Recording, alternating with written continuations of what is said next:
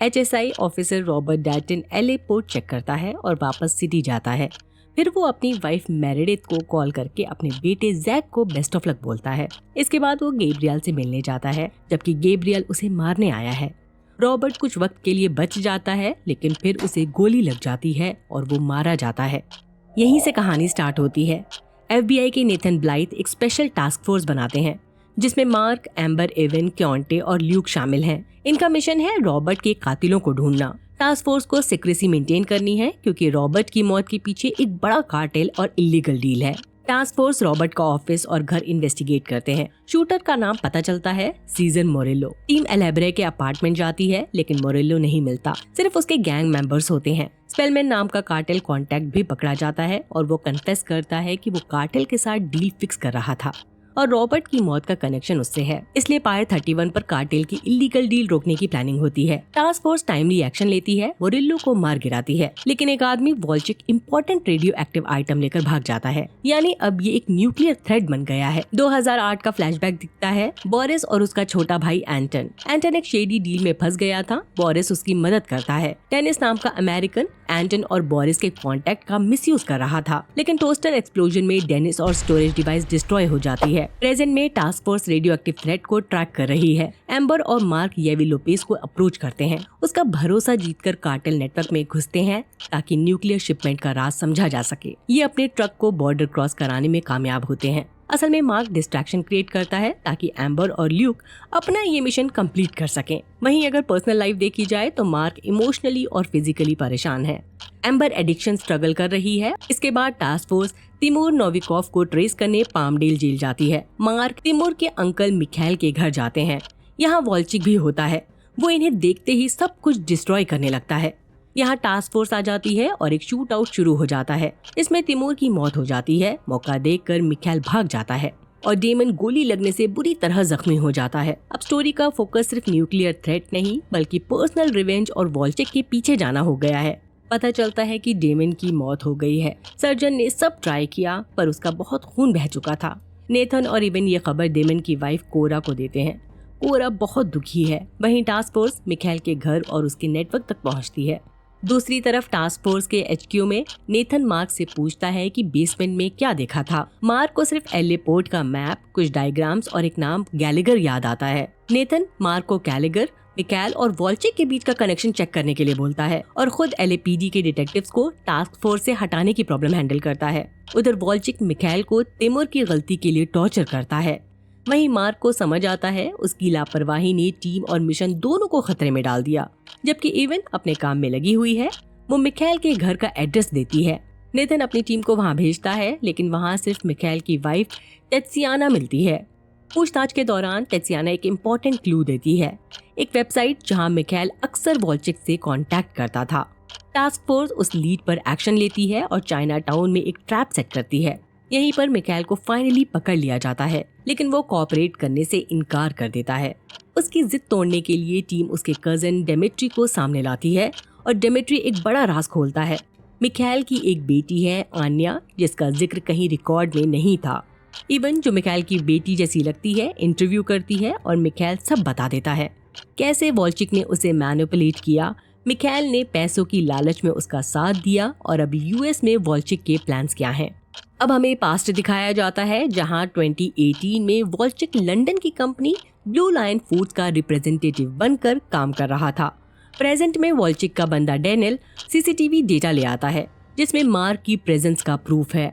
वॉल्चिक mark के बारे में इन्फो कलेक्ट करना चाहता है, पर इवन ने टास्क फोर्स के रिकॉर्ड्स मैनिपुलेट किए हुए थे, इसलिए दुश्मन कुछ पता नहीं लगा पाते। वहीं टास्क फोर्स काम में बिजी है। इवन और क्योंटे गैलेगर ढूंढ रहे हैं। एम्बर और मार्क मिखाइल के घर के फॉरेंसिक एविडेंस कलेक्ट कर रहे हैं। Luke eastern European gang check कर रहा है। नेथन को न्यूज मिलती है कि डेल्फी सिक्योरिटी पर अटैक हुआ है। उसे शक है कि बेलारूसियन काउंसिल जनरल वॉल्चिक इसमें इन्वॉल्व्ड है। टास्क फोर्स वॉल्चिक की पार्टी में घुसने के लिए केटरिंग सर्विस का यूज करती है और वहां से इम्पोर्टेंट डेटा इकट्ठा कर लेती है। वॉल्चिक का रियल नाम बोरिस वोसोविच है। 1979 में मिन्स्क में पैदा हुआ। वो बेलारूसियन आर्मी में एक्सप्लोजिव एक्सपर्ट था। 2006 में उसने आर्मी छोड़ दी। 2008 में भाई की मौत के बाद फूड इंडस्ट्री ज्वाइन की। 2018 में वाइफ कीरा से शादी की उसने कंपनी के पैसे चुराए और फिर अपनी बीवी के साथ भागने लगा, लेकिन प्लेन ब्लास्ट हो गया। सबको लगा वो मर गया है, बट उसने अपनी मौत का नाटक रचा ताकि अपने प्लान को अंजाम दे सके और अब वो सीक्रेटली यूएस में न्यूक्लियर अटैक का प्लान बना रहा है। नेथन और टीम बोरिस को पकड़ने के काफी करीब है, पर बोरिस फिर भी उनसे एक कदम आगे है। विल्शायर फेडरल बिल्डिंग उसका नेक्स्ट टारगेट है। कहानी में 2 मेन प्लॉट लाइन्स हैं, टास्क फोर्स का काम और वॉल्चिक के प्लान्स। अगर बात करें टास्क फोर्स की, मार्क और एम्बर शूटिंग की प्रैक्टिस कर रहे हैं, जिसमें इनकी दोस्ती और टीम वर्क नजर आ रहा है। एचक्यू में इवन के रिसर्च के बेसिस पर टीम डिसाइड करती है कि शॉन गैलेगर इनका नेक्स्ट टारगेट है, क्योंकि वो टिमू यानी मिखाइल का नेफ्यू को अच्छे से जानता है। इसलिए मार्क और एम्बर एक ऑफिसर के पास जाकर शॉन का एड्रेस लेते हैं, लेकिन वहाँ सिर्फ ट्रैप मिलते हैं। फिर टीम वेड के पास जाती है, जो शॉन का AA स्पॉन्सर था। वेड बताता है कि शॉन डूम्सडे कल्ट में है और फिलहाल वो नीडलेस में रहता है। नेथन सबको ऑर्डर देता है कि वहाँ जाकर शॉन को पकड़े। रास्ते में एम्बर मार्क से अपने अंडरकवर स्ट्रगल के बारे में शेयर करती है और मार्क अपने सिर दर्द को माइग्रेन बोलता है। इसके बाद टास्क फोर्स शॉन को पकड़ लेती है, लेकिन इंटेरोगेशन में पता चलता है कि ये गैलेगर वॉल्चिक से कनेक्टेड नहीं है, जिससे टीम थोड़ी फ्रस्ट्रेटेड हो जाती है और मार्क को फिर से सिरदर्द शुरू हो जाता है। एम्बर उसे काम करती है और मेडिकेशन देती है। उधर नेथन एवन को और टारगेट्स ढूंढने के लिए बोलता है। दूसरी तरफ वॉल्चिक तकरीबन $4 लाख का कॉन्ट्रैक्ट साइन करता है और एस्तेपोव की वार्निंग के बाद वॉल्चिक गुस्से में HQ की तरफ लौट जाता है। वो अपनी टीम को एस्तेपोव का डेली रूटीन मैप बनाने को बोलता है, लेकिन डैनियल एस्तेपोव के साथ कांटेक्ट में होने की वजह से गलत इन्फो देता है। वॉल्चिक डैनियल के फोन से कंफर्म करता है कि वो मोल है और उसे शूट कर देता है। हम देखते हैं 3 बड़े ट्रक गैलेगर फ्राइट वॉल्चिक के वेयरहाउस आते हैं, शायद न्यूक्लियर मटेरियल ट्रांसपोर्ट करने के लिए। ये दिखाता है कि मार्क का गैलेगर इंटेल गलत नहीं था, बस वो ट्रकिंग कंपनी और सरनेम का कनेक्शन आइडेंटिफाई नहीं कर पाए। अब हमें टास्क फोर्स और वॉल्चिक दोनों की अलग अलग एक्टिविटीज दिखाई जाती हैं। नेथन अपनी टीम को वार्न करता है कि टाइम कम है और वॉल्चिक LA को न्यूक्लियर से तबाह कर सकता है, इसलिए उन्हें सही लीड जल्दी ढूंढनी होगी। कियोंटे और इवन उन लोगों के पीछे पड़ जाते हैं जो रेडियो एक्टिव मटीरियल को हैंडल करने के लिए टोंग का यूज कर रहे थे। वो पेकीमा में कैलमन स्पेशलिटी स्टील कंपनी तक पहुँचते हैं। वहीं इन्हें पता चलता है कि टोंग्स रिसेंटली बेचे गए थे। रास्ते में ग्रेसन कियोंटे को लालच देने की कोशिश करता है ताकि वो नेथन के अगेंस्ट काम करे, लेकिन कियोंटे अपने काम के लिए वफादार है। वहीं ल्यूक एक चोरी हुई SUV पर ध्यान देता है, जो असल में बॉर्डर पेट्रोल गाड़ी का नकली रूप था। इससे वो वॉल्चिक तक पहुंच सकते हैं। मार्क और एम्बर भी आइस्कैंडर ग्रुप तक पहुंचते हैं, जहां एंड्रेस का नाम सामने आता है। टास्क फोर्स स्वॉट के साथ इस्कैंडर आउटपोस्ट इन्वेस्टिगेट करती है, लेकिन ज्यादातर ऑफिस खाली होते हैं। नेथन को शक होता है कि किसी करप्ट ऑफिसर ने इन्फो लीक की है। उधर वॉल्चिक अपने फेक पासपोर्ट और स्टोलन कैश के प्लान्स में बिजी है, लेकिन रॉल्फ और बेलोरूसियन कंसुलेट एजेंट्स उसके पीछे पड़ जाते हैं। वॉल्चिक बहाने से उन्हें अपने ठिकाने पर लाता है और बेसमेंट को उड़ाकर उन्हें मार देता है, जबकि वो खुद अपनी जान बचाने के लिए वॉल्ट में छुप जाता है। मार्क और टास्क फोर्स ग्रेजुअली समझ जाते हैं कि वॉल्चिक अकेले काम कर रहा है और पूरे LA को डिस्ट्रॉय करने का प्लान बना रहा है। अब फिर से एक फ्लैशबैक आता है। वॉल्चिक 2021 में अपने पैसों को छुपा रहा था। प्रेजेंट टाइम में टीम फेक USPS ट्रक और गोलेटा फार्म के लीड्स फॉलो करती है, जहां अमोनियम नाइट्रेट से बॉम्ब बन सकता था। लेकिन जैसे ही टीम वहां पहुंचती है, ट्रक ऑलरेडी गायब हो चुका होता है। अब टेंशन और बढ़ जाती है जब नेथन एस्तेपोव से वॉल्चिक की फाइल लेने जाता है। वहां उसे एस्तेपोव की लाश मिलती है, पर तभी वहां वॉल्चिक खुद आ जाता है और नेथन को बड़ी बेरहमी से चाकू मार देता है। यह अटैक दिखाता है कि वॉल्चिक डेस्परेट हो रहा है और टास्क फोर्स को रोकने के लिए कुछ भी करने को तैयार है। वहीं नेथन घायल होने के बाद भी घसीटते हुए अपने लिए हेल्प मंगवाता है। अगले दिन मार्क अपने हेल्थ के इश्यूज के बावजूद हॉस्पिटल पहुंचता है, जहां एम्बर, एवन, ल्यूक और कियोंटे ऑलरेडी नेथन का वेट कर रहे हैं। एम्बर का पुराना दोस्त यूलियो इन्फो लेकर आता है कि नेथन सेफ है, बस सर्जरी की जरूरत है। इसलिए मार्क, ल्यूक और एम्बर मौकाए वारदात पर इन्वेस्टिगेशन करते हैं और इन्हें एस्तेपोव की कार में एक फाइल मिलती है। उधर अपनी फैमिली की सेफ्टी को ध्यान में रखते हुए ल्यूक अपनी वाइफ और बच्चे को कहीं दूर जाने के लिए बोलता है, या कहें कि शहर से बाहर जाने के लिए बोलता है, लेकिन उसकी वाइफ ल्यूक की बात पर ध्यान नहीं देती। दूसरी तरफ टास्क फोर्स उस बंदे को पकड़ लेती है जो वॉल्चिक का एजेंट है वो वॉल्चेक के लिए जाली पासपोर्ट बनाता है। सेर्गेई टास्क फोर्स से डील करता है और वॉल्चेक के ठिकानों और बिजनेस के बारे में इन्फो देता है, जिससे टास्क फोर्स को उसके ऑपरेशंस का पता चलता है। वहीं नेथन ठीक होकर हेडक्वार्टर्स वापस आता है, जबकि मार्क अपने ब्रेन ट्यूमर का सेकंड ओपिनियन लेने का प्लान बना रहा है। इवन, क्योंटे और मार्क कैस्ट्रल कंपनी के कनेक्शन चेक करते हैं। उन्हें समझ आता है कि वॉल्चेक अपने गैलगर ट्रक को फिल्म प्रोडक्शन ट्रक में बदल कर यूज कर रहा है। पता चलता है ल्यूक की वाइफ अपने बच्चों के साथ poetry in the park event में है, यानी वही जगह जहां कैस्ट्रल लेबल ट्रक में एक्सप्लोजिव रखे हैं और रिमोटली वॉल्चेक कंट्रोल कर रहा है। फाइनली टास्क फोर्स ट्रक तक पहुंचती है। ल्यूक अपनी फैमिली को बचाता है। तभी मार्क की नजर वॉल्चेक पर पड़ती है। उसके हाथ में रिमोट है। मार्क फौरन ही समझ जाता है कि वॉल्चेक बॉम्ब ब्लास्ट करने वाला है। क्योंटे और इवन बॉम्ब को डिफ्यूज कर देते हैं, बस उन टैप्स को निकालकर जो सिग्नल रिसीव करते, जिससे वॉल्चेक कंफ्यूज हो जाता है और पास की बिल्डिंग में भाग जाता है। मार्क और एम्बर उसका पीछा करते हैं और वॉल्चेक ट्रक को शूट करने की कोशिश करता है ताकि धमाका हो जाए, लेकिन मार्क उसे गोली मार देता है। ल्यूक भी एंड्रेस को ढूंढता है और उसे शूट कर देता है। इस तरह फौरन ही खतरा टल जाता है। टास्क फोर्स सेलिब्रेट करती है, जबकि नेथन घर जाता है अपनी फैमिली के पास। इवन और क्योंटे डेट पर जाते हैं। ल्यूक को सार्जेंट बनाया जाता है और ग्रेसन को अरेस्ट कर लिया जाता है, क्योंकि उस पर शक है कि वो दुश्मनों से मिला हुआ था। इस केस को 10 महीने बीत गए हैं। अब एक नया केस आता है। रायन फिट्जगेराल्ड, जो सीक्रेट सर्विस का एजेंट है, गवर्नर ऑफ कैलिफोर्निया के खिलाफ एक असैसिनेशन प्लॉट इन्वेस्टिगेट करता है हैमरहेड कैबिन्स में। उसे वहाँ एक डेड बॉडी मिलती है, साथ ही फटे हुए पेपर्स, जली हुई फोटोज और एक डायरी जो एक बड़े थ्रेट की तरफ इशारा करती है। नेथन और टास्क फोर्स फिर से अपनी टीम बनाकर साइट पर जाते हैं। वहीं मार्क एक सीक्रेट रूम ढूंढता है जिसमें फायरिंग रेंज और एक स्नाइपर राइफल छुपी होती है। वापस ऑफिस आने पर क्योंटे टास्क फोर्स को एक प्रेजेंटेशन देता है, जिसमें हैमरहेड कैबिन्स और कॉटेज के नीचे छुपी हुई फायरिंग रेंज के बारे में सब डिटेल्स शेयर की जाती हैं। उसका कहना है कि प्रॉपर्टी 1950s में बनी थी और शुगरलोफ कास्ट केव सिस्टम के पास होने की वजह से हंटिंग और फिशिंग के लिए यूज होती थी। फायरिंग रेंज काफी सोफिस्टिकेटेड थी और बनने में टाइम लगा, इसलिए लगता है असासिन यहाँ कम से कम 6 महीने से था। प्रॉपर्टी रेंट पर ली गई थी, खरीदी नहीं गई। इसका मतलब असासिन इतना अमीर नहीं था, लेकिन इतने पैसे थे कि मिशन पूरा कर सके। मार्क का कहना है स्नाइपर राइफल बहुत एक्सपेंसिव थी, मतलब असासिन के पास अपने हाथों से रेंज बनाने की स्किल है, लेकिन गन्स किसी और ने प्रोवाइड की होंगी।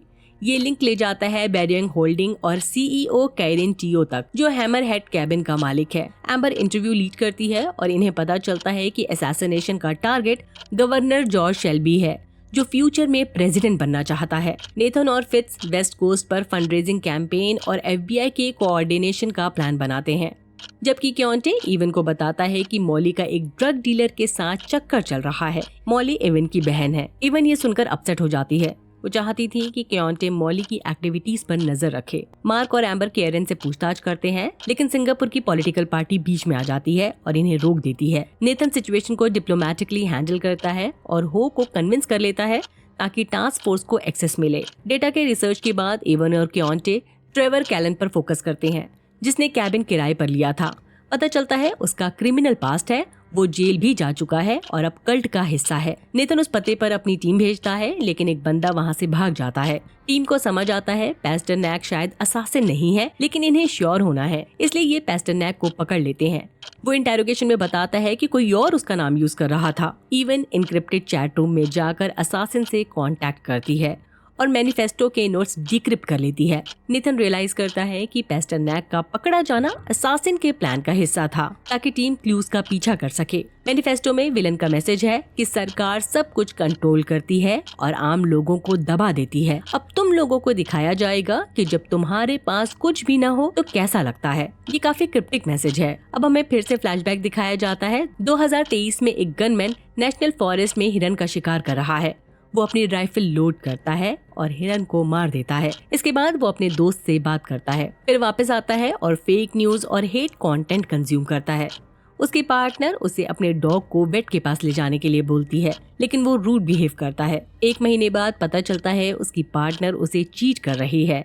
इसलिए वो अपनी पार्टनर का कुत्ता चुरा लेता है, शायद उसे दर्द देने के लिए। प्रेजेंट में एक गैस स्टेशन पर एक औरत होप मिलर स्नाइपर की गोली का शिकार बन जाती है। इसी बीच टास्क फोर्स हेडक्वार्टर में इवन और क्वांटे अपनी टीम को नोटबुक से मिले ट्रायंगुलर सिंबल के क्लू समझा रहे हैं। तभी ल्यूक लोकल पुलिस से कैबिन और आसपास के सीसीटीवी फुटेज मंगवाता है। इन्वेस्टिगेशन चल ही रही होती है कि एक और शॉकिंग खबर मिलती है। गैस स्टेशन पर जिस औरत को मारा गया वो गवर्नर शेल्बी की प्रेस सेक्रेटरी थी। मार्क, एम्बर, ल्यूक और क्योंटे क्राइम सीन पर पहुंचते हैं, जहां उनकी मुलाकात होती है डिटेक्टिव वेल्स स्पार्क और सीएचपी ऑफिसर टूक से। स्पार्क बताती है कि अभी तक कोई खास एविडेंस नहीं मिला और पोस्टमार्टम से भी ज्यादा यूजफुल डिटेल मिलने की उम्मीद नहीं है। तभी टूक्स पूछता है कि फेडरल टास्क फोर्स क्यों इन्वॉल्व है, तो क्योंटे कॉन्फिडेंशियली डिटेल को कवर करते हुए सिर्फ इतना कॉन्टेक्स्ट देता है कि सीएचपी को भी पिक्चर में रखा जा सकता है। इन्वेस्टिगेशन आगे बढ़ती है। एक विटनेस ट्रॉय बैलर्ड इन्फॉर्म करता है कि गैस स्टेशन का सीसीटीवी फुटेज अवेलेबल है, लेकिन उसकी कीज ओनर के पास है। थोड़ी देर बाद ओनर आता है और उन्हें फुटेज एक्सेस करने देता है। वीडियो में दिखाई देता है कि सस्पेक्ट होप की कार के पास कुछ कर रहा था। इवन फौरन अपना सॉफ्टवेयर और एआई टूल यूज करके फुटेज इनहैंस करने की कोशिश करता है, लेकिन फिर भी इनके हाथ कुछ नहीं लगता। मॉली और एवन के बीच एक छोटा सा सीन होता है, जहां मॉली अपनी गलती मानने के बाद इवन से सॉरी बोलती है। इसके बाद मार्क नेथन को अपडेट देता है सस्पेक्ट और होप की कार के बारे में। नेथन फौरन टास्क फोर्स को ऑर्डर देता है कि कार की पूरी तरह छानबीन की जाए। इन्वेस्टिगेशन पैरेलल चलती है। नेथन और फिट्स पहुंचते हैं होप के मैनेजमेंट कंपनी मिलर के ऑफिस में। वहीं इन्हें पता चलता है कि होप एक फंड रेजिंग इवेंट के लॉजिस्टिक हैंडल कर रही थी, जिसमें पोर्टस और गवर्नर शेल्बाई दोनों शामिल होने वाले हैं। वहीं क्योंटे डिस्कस करने टूक के घर जाता है, जबकि एम्बर को लगता है कि टॉड शायद लॉ इन्फोर्समेंट से हो, इसलिए वो सीएचपी के रिस्पांस और एविडेंस को एक्यूरेटली प्रिडिक्ट कर रहा था। फिट्स कंफर्म करता है कि होप की कार में कुछ भी मिसिंग नहीं है। ल्यूक इंपाउंड में जाकर कार चेक करता है। उसे एक नोट मिलता है जिसमें सिंबल और रेजिंग बेन नाम का फ्लायर है।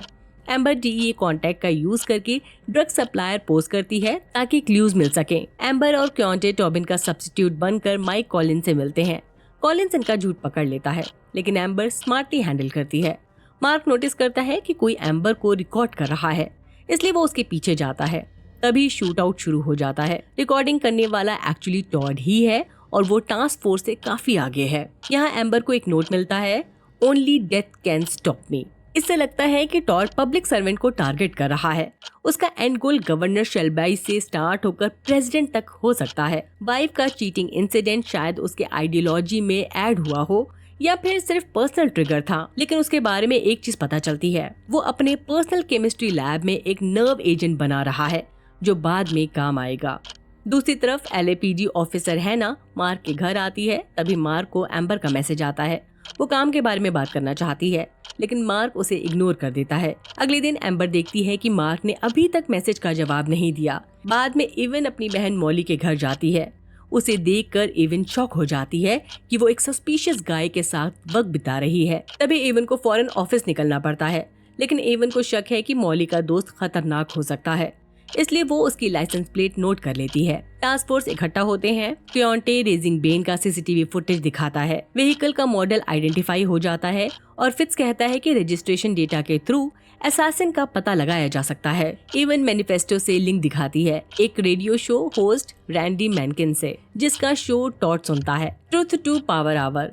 नेथन मार्क और एम्बर को रैंडी के ऑफिस जाने का ऑर्डर देता है। सबको हैरानी होती है जब रैंडी खुद सब कुछ एक्सेप्ट करता है कि उसकी एग्रेसिव स्टाइल सिर्फ एक स्ट्रैटेजी है, क्योंकि वही ऑडियंस को सेल करती है। उसके फैंस खुद को पावर हेड कहते हैं।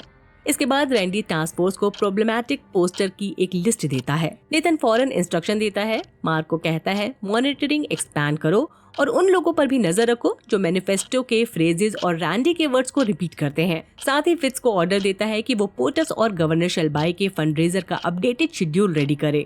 वहीं आर्केडिया में टॉड सैन गैब्रियल पार्क में अपने ट्रक को आग लगा देता है, जहां एफबीआई वेरिफिकेशन का मिसयूज हुआ था। टॉड का कॉलिंग कार्ड सिंबल ट्रक पर दिखता है। टास्क फोर्स क्राइम सीन को सिक्योर करती है। नेथन ऑफिस में यूएसएसएस फंडरेजर प्लान रीड करता है और जे से डिस्कस करता है कि शायद मुजरिम एफबीआई का हो। अगले दिन टास्क फोर्स सेथ लिविस पर फोकस करती है, लेकिन एम्बर मौजूद नहीं है क्योंकि टॉड ने उसे किडनैप कर लिया है नर्व एजेंट का यूज करके। टास्क फोर्स सेथ को अरेस्ट करता है क्योंकि उसकी वाइफ टॉड की एक्स वाइफ है, जबकि टॉड एम्बर को फील्ड में ले जाता है जहां वो अपनी एक्स वाइफ का डॉग मार चुका है। टॉड एम्बर को भागने के लिए बोलता है। जब वो दौड़कर कुछ दूर पहुंचती है, टॉड राइफल निकालता है और एम करता है। यही स्क्रीन कट हो जाता है और साथ ही काउंटडाउन का सीजन 1 भी। इसी के साथ ये वीडियो यहीं खत्म करते हैं। बाय, अपना ख्याल रखिए। मेरा वीडियो आपको कैसा लगा कमेंट सेक्शन में जरूर बताएं। अगर पसंद आया हो तो लाइक करें, चैनल को सब्सक्राइब करना ना भूलें।